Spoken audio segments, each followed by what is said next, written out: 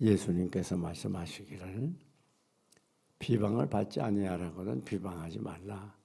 내가 비방하는 그 비방으로 내가 비방을 받고 내가 헤아리는 그 헤아림으로 내가 헤아림을 받을 것이라. 그렇게 말씀을 했습니다.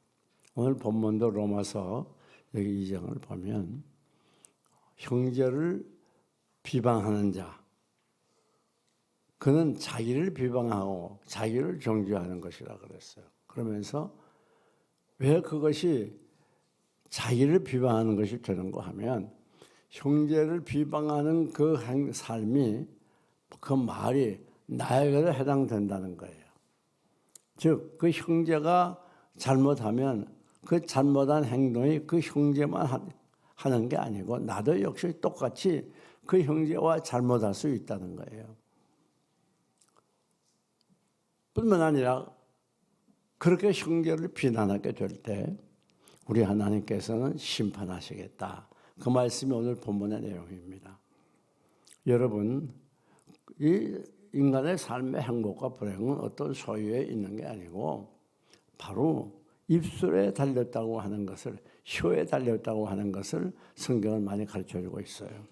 혀를 우리가 어떻게 사용하냐에 따라서 그가 행복한 삶도 되고 불행한 삶도 되고 또 그가 성공도 하고 실패도 할 수 있는 우리 삶의 모든 것의 기준이 되는 것, 그게 바로 혀라고 하는 걸 가르쳐주고 있습니다. 많은 사람들의 대부분의 문제들이 어디서부터 발생하는가 하면 이 혀를 잘 사용하지 못해서 문제가 발생한다고 해도 과언이 아닙니다. 또 우리들이 혀를 잘 사용하면 웬만한 문제는 일어나지 않을 뿐 아니라 또 일어났던 문제도 잘 해결이 될 수가 있어요. 그러니까 혀를 바로 사용하면 그것이 천국이 되고 혀를 잘못 사용하면 그것이 지옥이 되기도 하는 것입니다. 혀라고 하는 건 비록 작은 것이지만 우리에게 매우 중요한 것이에요. 그래서 야고보 사도는 야고보 3장 4장에 이 혀의 중요성에 대해서 잘 설명하고 있습니다. 야고보 3장 6절을 보면 혀는 곧 불이요 불의의 세계라. 혀는 우리 지체 중에서 온몸을 더럽히고 생의 바퀴를 불살아나니 그 살아나는 것이 지옥불에서 난다고 말하고 있어요. 자, 혀는 불이라고 그랬어요. 불. 이 불이라고 하는 건 매우 위험한 겁니다. 여러분 잘 아시는 것처럼 요즘 이 산불로 인해서 우리나라가 큰 어려움을 당하고 있어요. 이재민들의 그 아픔과 고통이라는 걸 이루 말할 수가 없습니다. 집 다 태워버리고 재산도 태워버리고 또 가져도 다 태워버리고 지금까지 모아놓은 모든 것들이 순식간에 사라지는 모습을 보면서 우리 이재민들의 고통이 어떠한가를 충분히 짐작하고도 남습니다. 여러분, 이처럼 불은 사람의 힘으로 해결할 수 없는 거예요. 우리가 사람의 힘으로 해결할 수 있는 것은 한계가 있습니다. 하나님이 불쌍히 여겨서 다행히 비를 좀 내려주셔가지고 그나마 어느 정도 이렇게 진정이 되는 그런 모습을 보게 됩니다. 불은 무서운 힘을 가지고 있어요. 또 그 대신에 불이 없으면 어떻게 되겠습니까? 우리 인간의 문화라고 하는 건 불로부터 시작한 것이에요. 만약에 불이 없었으면 인간의 문화는 이렇게 발달하지 못했을 것입니다. 이 불이 있을 때에 우리가 편리한 삶을 살 수가 있고 풍요를 누릴 수 있는 거예요. 그 모든 현대 문화의 그 기본에는 이 불이 있다는 걸 우리가 기억해야 됩니다. 이와 같이 불은 우리를 굉장히 유익해도 하고 좋게도 하지만은 반면에 아주 큰 파괴력을 가지고 우리 삶을 파괴하는 무서운 악한 힘이 되기도 하는 것입니다. 혀도 마찬가지. 혀를 불이라고 하는 이유는 무슨 말인가 하면 우리가 혀를 잘 사용하기만 하면 이 혀가 절망에 빠진 사람에게 소망을 주고 약한 자를 강하게 하고 피곤한 자에게 힘을 주고 또 어떤 경우에는 이 죽을 사람도 살리는 그런 위대한 힘을 가지고 있어요. 또 불행한 사람을 행복하게도 합니다. 그러나 이 혀를 잘못 사용하게 되면 이 혀 때문에 많은 문제가 일어나게 되면서 그 혀로 인한 삶의 고통과 괴로움이 이만저만 아닙니다. 여러분, 우리의 많은 삶의 고통은 이 혀 때문이라도 과언이 아닙니다. 많은 사람들이 서로 최선을 다해서 노력하고 그래서 행복한 결혼을 하지만은 그런 가정들이 불행해지고 파탄나는 그런 경우들이 얼마든지 있어요. 왜 그런가 하면 혀를 잘못 사용해서 그래요. 혀만 바로 사용했다면 결국 가정의 파탄이 있을 수가 없어요. 그러니까 혀를 잘 사용하면 그가 가정에 가면 가정이 편안하고 교회 가면 교회가 행복하고 그가 거하는 것마다 천국이 이루어지는 거예요. 그러나 혀를 잘못 사용하면 스스로 불행을 껴안고 사는 것입니다. 그래서 혀는 것 불이라. 그만큼 불처럼 큰 위력을 가지고 있단 말이에요. 또 불의의 세력이라 그랬어요. 이 혀는 힘이 있는데 여러분 우리가 혀를 사용하게 되면 거기서 하나님의 은혜가 넘치게 되고 바로 사용할 때 축복을 받게 돼요. 우리 하나님께로부터는 많은 은혜와 복을 이 혀가 가로막아요. 여러분, 혀는 불의의 세계라는 말은 무슨 말인가 하면 우리가 혀를 잘못 사용하면 불의한 사람이 된다는 말이에요. 죄를 범하게 된다는 말입니다. 아니, 그 사람이 그러니까 난 당연히 그렇게 말해야지. 그럴 수밖에 없었지. 그게 핑계가 될 수 없다는 거예요.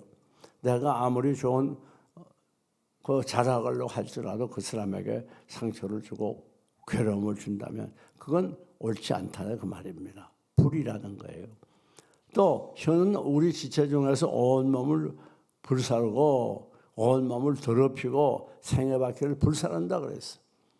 여러분이 혀라고 하는 건 혀 때문에 온몸이 더러워지는 거예요. 악해지는 거예요.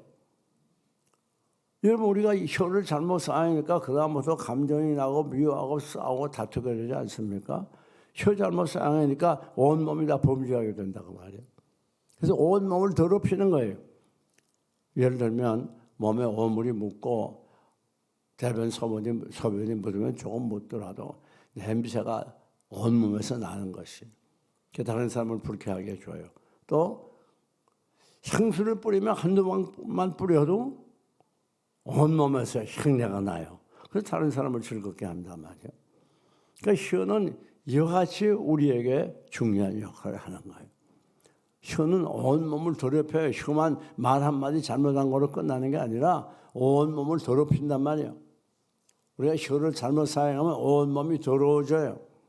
뿐만 아닙니다. 생애바퀴를 불살한다 그래서 생애바퀴를 불살한다는 건 무슨 말입니까? 인생을 파괴한단 말이에요. 자, 바퀴라는 건 굴러가는 거 아닙니까? 굴러간다. 이게 무슨 말? 활동하는 걸 말이에요. 우리 삶의 전 영역을 파괴시킨다고 말이에요. 여러분 혀 잘못 사용해가지고 얼마나 문제가 많이 발생하고 불화하고 서로 미워하고 싸우고 죽입니까?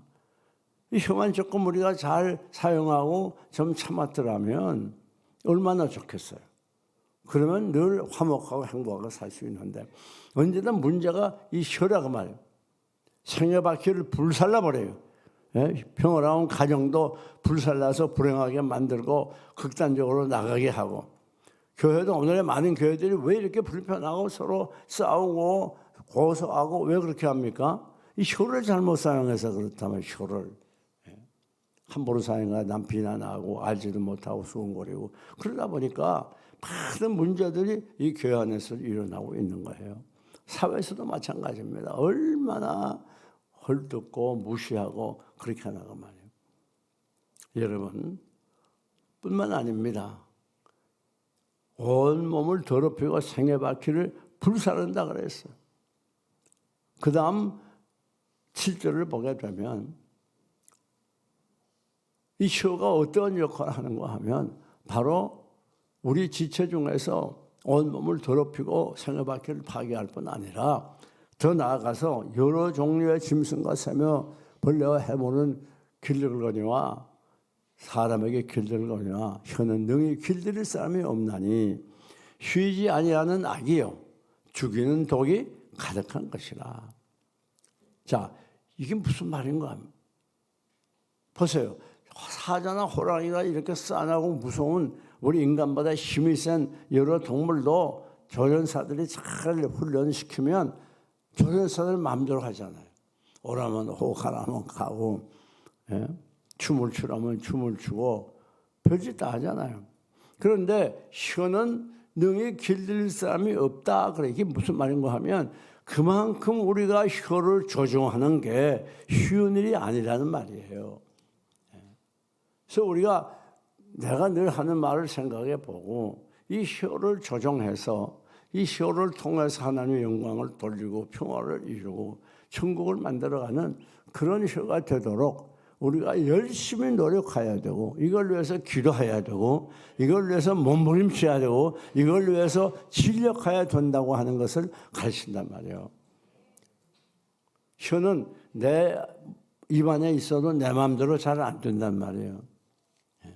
생각지도 않았던 말을 퉁퉁탕탕하게 되고 그래가지고 상처 주고 그런 경우가 얼마나 많이 있어요. 자, 그 다음에 혀는 온몸을 더럽히고 또 죽이는 독이 가득한 것이라 쉬지 아니하는 악이요 죽이는 독이 가득한 것이라. 자, 이 혀는 쉬지 않아요.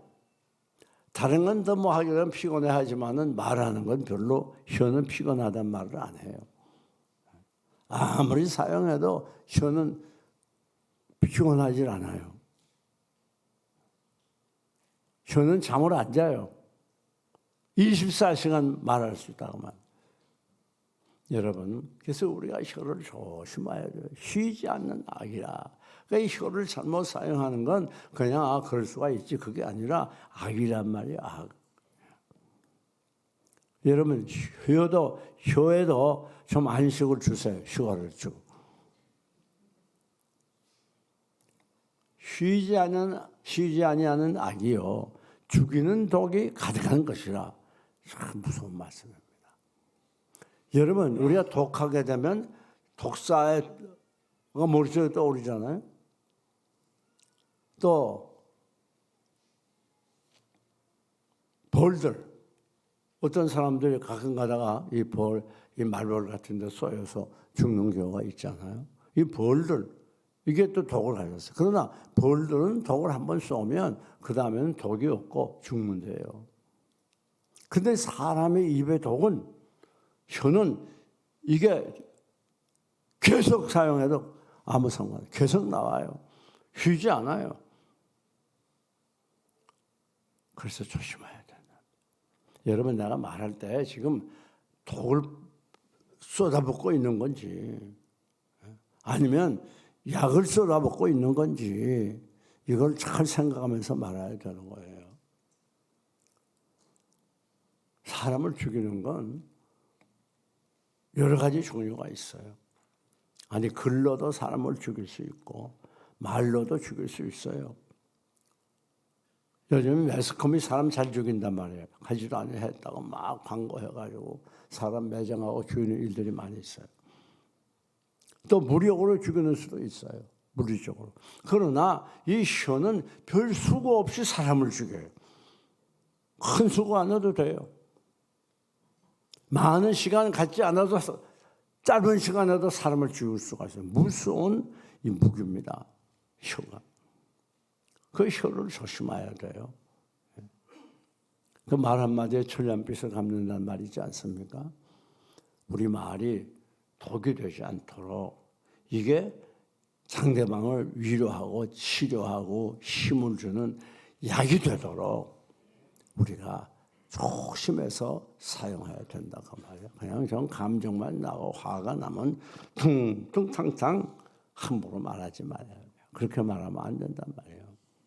정말 말 조심해야 돼요. 그래서 이사야 선지자는 하나님께 뭐라고 그랬습니까? 내 입술에 파수꾼을 세워달라 그렇게 말했어요. 함부로 말을 못하도록. 또 성령의 숯불로 내 입술을 지져달라고 그렇게도 말했어요. 참 말 조심해야 됩니다. 말 함부로 아무 생각 없이 하면 안 돼요. 또 그런 기분만 나쁘고 감정만 나면 그냥 퉁퉁탕탕 함부로 막 말하는 그런 경우들이 우리 주위에 얼마나 많이 있습니까? 여러분 죽이는 말이 아니라 살리는 말. 죽이는 말이 아니라 무슨 말이요? 살리는 말. 절망하게 하는 말이 아니라 소망을 주는 말. 낙심하게 하는 말이 아니라 용기를 주게 하는 말. 그런 말을 하도록 우리가 노력해야 돼요. 이게 말이 독이에요, 독. 근데 여자들은 보통 남자보다 말을 훨씬 잘합니다. 그래가지고 일단 문제가 생기면 이 말로 쏟아붓는데 시간 가는 줄 몰라요. 어떻게 말을 잘하는지. 그러니까 남자들은 아예 여자하고 싸울 생각은 안 돼요. 그건 보나마나 결과는 뻔해요. 이길 수가 없어요. 어떻게 그런 머리는 잘 돌아가는지 그냥 조리 있게 착착착착착 수십 년 전부터 시작해가지고 남자들은 권총으로 쏴요. 뻥. 뻥. 여자들은 따발총으로 갈 거예요. 팍! 갈기니까 그거 당할 남자가 없어요. 그러다 보니까 남자들이 화는 나고 말은 이길 수 없고 그러니까 핵무기가 나타나겠어. 여러분 꼭 기억하세요. 내 말이 독이 되는가 아니면 이게 약이 되는가 내 말이 죽이는 것인가 아니면 살리는 말인가 그거 생각하고 말아야 돼요. 그냥 기분 나쁘다고 마음이 상한다고 함부로 퉁퉁탕탕 막 말하게 되면 그거야말로 나중에는 큰 결과를 비극적인 결과를 가져오게 되는 경우가 많습니다. 말만 잘하면 행복은 보장된다고 해도 과언이 아니에요. 어떤 말을 사용하느냐, 죽이는 말을 사용하느냐, 살리는 말을 사용하느냐. 그 말 속에 뭐가 있다고요? 독이 있다. 죽이는 독이야. 그 말 속에는 생명이 있어요, 생명. 말을 해서 그냥 없어지는 거 아니에요. 여러분, 그 다음에 더 놀라운 건 그 다음입니다. 뭐라고 말하냐? 이것으로 우리가 주 하나님을 주 아버지를 찬송하고 또 이것으로 하나님의 형상대로 지음을 받은 사람을 저주하나니 한 입에서 찬송과 저주가 나는도다. 내 형제들아 이것이 마땅치 아니하니라. 샘이 어떻게 한 구멍으로 단물과 쓴물을 내겠느냐? 어찌 무화과 나무가 포도나무를 감람 열매를 어찌 포도나무가 무화과를 맺겠느냐? 이와 같이 짠물이 단물을 내지 못하느니라. 얼마나 정확하게 얘기했는지 몰라요. 예. 이게 무슨 말인가 하면 우리가 하나님을 믿는 믿음의 사람들이 외식하지 말라 그 말이에요. 외식하지 말라. 하나님께 나와서 이렇게 예배하고 교제할 때는 다 천사 같은데 집이 돌아가면 문제가 생기고 마음이 상하면 말하기 시작하는데 무섭단 말이에요. 우리 그리스도인은 그리스도인다워야 돼요. 그리스도인답게 생각하고 그리스도인답게 말하고 그리스도인답게 행동하고 그래야 하나님의 영광을 드러내는 거예요. 보통 때는 이렇게 찬송하고 기도하고 예배 드릴 때는 신앙이 좋은 것 같은데 집이 돌아가면 완전 사람이 딴 사람으로 바뀌어요. 사랑하는 여러분, 이것으로 우리가 주 아버지를 찬송하고 이것으로 또 하나님의 형상대로 지음을 받은 사람을 어떻게 해요? 비난한단 말이에요. 어떻게 그럴 수 있느냐? 사랑하는 여러분, 우리가 이 말씀을 명심해야 되겠어요. 이중인격자 되지 말라. 외식하는 자 되지 말란 말이에요.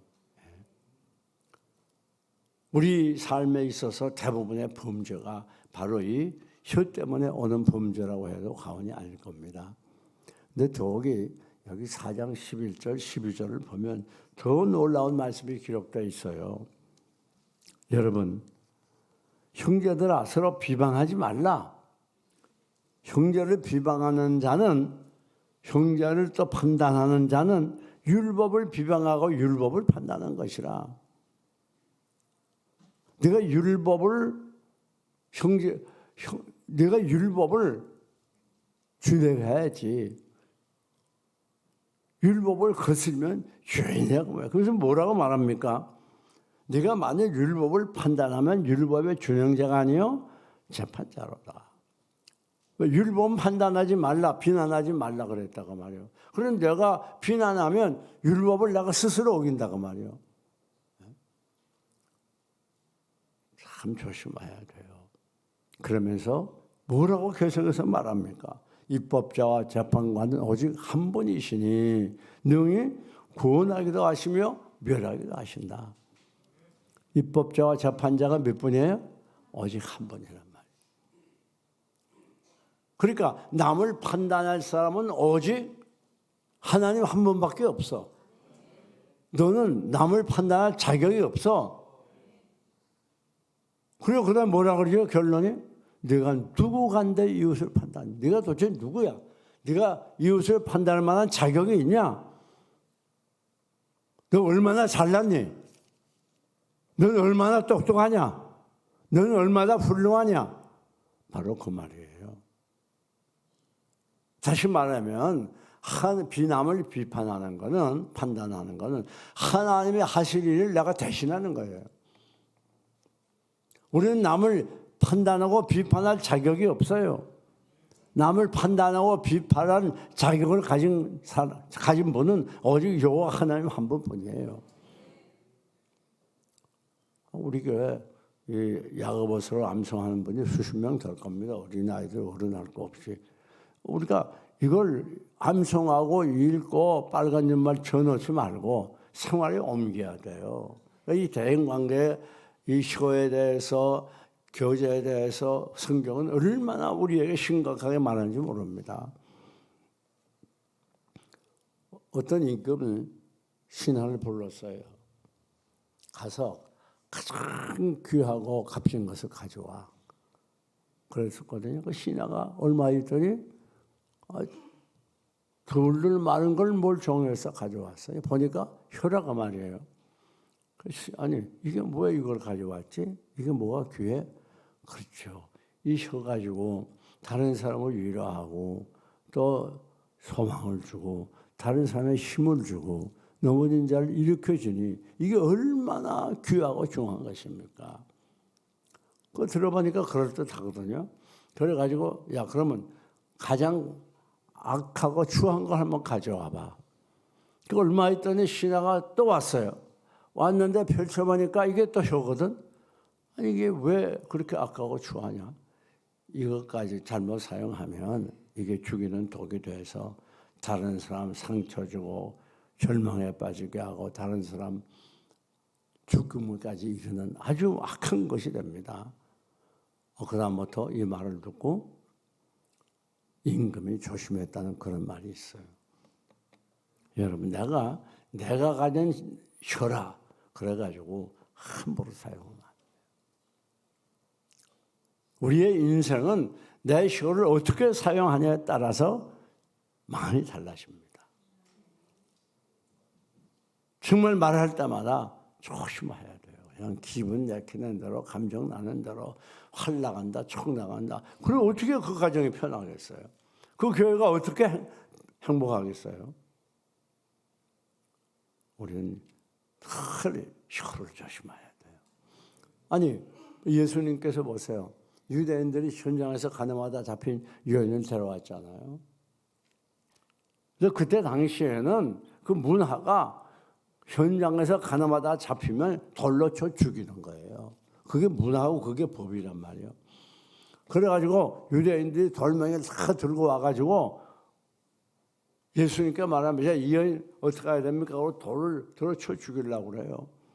그러니까 예수님이 누구든지 죄 없는 자가 저를 돌로 쳐라. 그리고 다들 유대인들이 양심의 가책을 받아 돌아간 다음에 여인에게 뭐라고 말합니까? 야, 이 못된 것아. 욕을 하면서 말이야. 우리나라가 어떤 나라냐? 하나님을 경외하는 하나님의 백성인데 어떻게 그렇게 악한 일을 했어? 네가 그런 악한 일을 했으면 죽는 줄 알잖아. 돌마가 죽는 줄 알잖아. 그러면 야단했을 만한데 우리 주님은 아무 말도 안 했어요. 무슨 말 했죠? 이제는 다시 가서 죄를 범시 말라. 대단하죠. 그 우리가 꼭 기억해야 돼요. 남 꼬집고 비난하고 그러지 말고 늘 반대로 칭찬하면서 격려하면서 상대방에 힘을 주면서 용기를 북돋아 주면 그런 말을 해야 되는 거예요. 그런 말. 여러분 이제부터 오늘 이 시간에 우리 말을 바꾸어 봅시다. 칭찬하는 말로, 비난하는 말이 아니라 칭찬하는 말로, 상대방에게 상처 주는 말이 아니라 상처를 싸매어 주는 말로, 넘어진 자를 일으켜 주는 말로, 불안한 자를 행복하게 해주는 말로, 우리 한번 그리스도인답게 우리 말을 잘 정리하고, 그래서 말을 통해서 여러분의 삶이 행복한 삶, 성공적인 삶, 평강의 삶이 되시기를 주님의 이름으로 축원합니다.